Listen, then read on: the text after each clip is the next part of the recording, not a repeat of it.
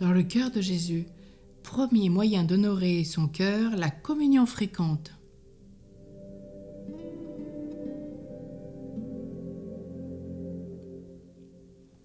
L'objectif de la dévotion au Sacré-Cœur est d'enflammer nos âmes de charité.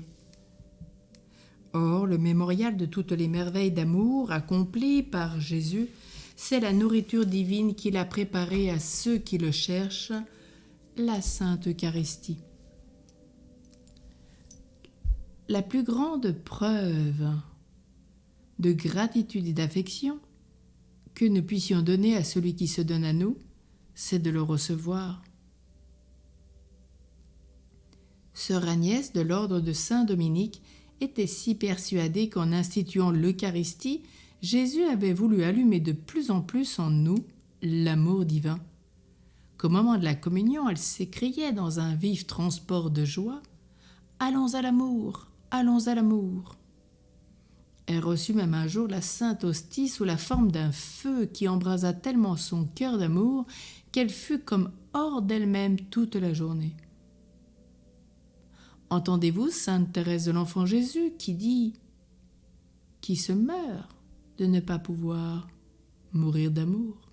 tant elle soupire après la communion et qui braverait 1000 glaives s'il le fallait pour aller s'asseoir à la table sainte. Il n'est pas possible en effet de porter du feu dans son sein et de ne pas être embrasé. Non, il n'est pas possible que notre cœur ne soit pas tout palpitant d'amour. S'il reçoit souvent Jésus hostie, foyer de tendresse et de dilection, aussi, toutes les âmes vraiment dévouées au Sacré-Cœur souhaitent-elles ardemment de participer au divin banquet. Elles se réjouissent à l'approche des jours de communion. Elles sont ravies quand ils s'en rencontrent plusieurs de suite. Il en est d'elles comme des esprits célestes qui se nourrissent continuellement de Dieu, sans jamais s'en rassasier. Plus elles communient, plus elles désirent communier encore. Sainte Marguerite Marie disait « Sans le Saint-Sacrement, je ne pourrais pas vivre. » Sommes-nous aussi animés d'un grand désir de communier souvent? N'avons-nous pas une sorte d'indifférence et presque de dégoût pour le pain des anges? Si nous savions quelle peine nous causons à Jésus, désormais, communions aussi souvent que nous le pourrons, avec le plus de ferveur possible et de gratitude. Le doux maître nous y invite. Prenez et mangez, car j'ai un immense désir de m'unir à vous. Communions souvent, les fidèles de l'Église primitive le faisaient tous les jours, aussi quelle n'était pas leur foi, leur ferveur. Communions souvent afin de réparer ces indifférences, ces froideurs, lâchetés, trahisons, dont Jésus-Christ s'est plaint en parlant de l'Eucharistie.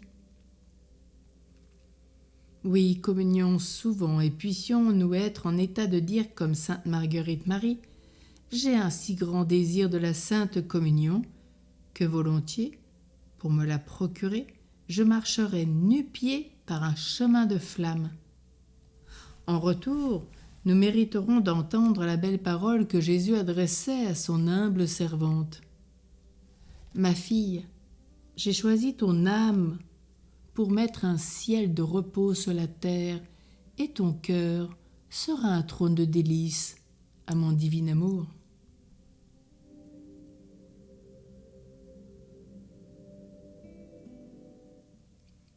L'enfant d'une famille chrétienne fait ses études dans un établissement ecclésiastique du diocèse de Rouen. Il est intelligent, le premier de sa classe. Surtout, il aime beaucoup Jésus. Le lendemain de sa première communion, il alla voir le directeur de l'école et même celui qui avait l'habitude de les confesser et apporte son cahier de résolution. Il n'y en avait qu'une ainsi conçue. Je prends la résolution de continuer à porter la cravate blanche de ma première communion jusqu'au jour où il m'arrivera de commettre un péché grave. Le directeur ainsi que le confesseur, tout étonnés, lui dirent « Nous ne prenons pas sur nous de vous autoriser à tenir une résolution si étrange. Il faut aussi que vous ayez la permission de votre mère. » La mère étant venue, l'enfant s'expliqua tant et si bien qu'il lui fut permis de suivre son inspiration. Georges, c'était son nom, ne se contenta pas de se souvenir de sa première communion pour se maintenir sage. Il s'approchait de la table sainte tous les dimanches et jours de fête. Il réussit son baccalauréat en 1870, il avait alors 18 ans. Lorsque la guerre eut éclaté, il rejoignit les zouaves pontificaux du général Charette. Il avait été un modèle au collège. Il le fut aussi sous les armes. Il communiait tous les dimanches. En janvier, près de la ville du Mans, les zouaves furent chargés de reprendre un mamelon aux Prusses.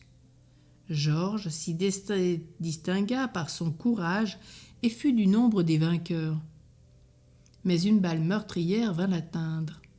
Il demanda aussitôt l'aumônier, lui dit « Mon père, je me suis confessé, j'ai communié il y a 3 jours, rien ne pèse sur ma conscience, veuillez seulement m'apporter la Sainte Communion.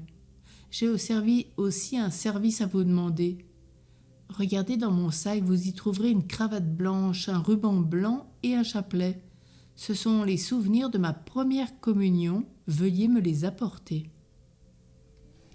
Quand l'aumônier fut revenu, Georges lui demanda de lui mettre la cravate autour du cou.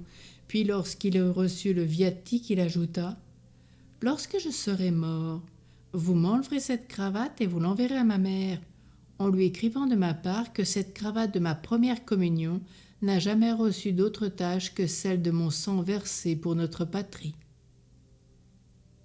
Quelle belle mort! N'est-elle pas le fruit de la communion de chaque dimanche et de chaque fête?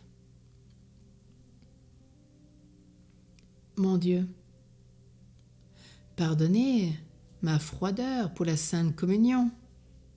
Elle m'épouvante, que ma tiédeur me désole.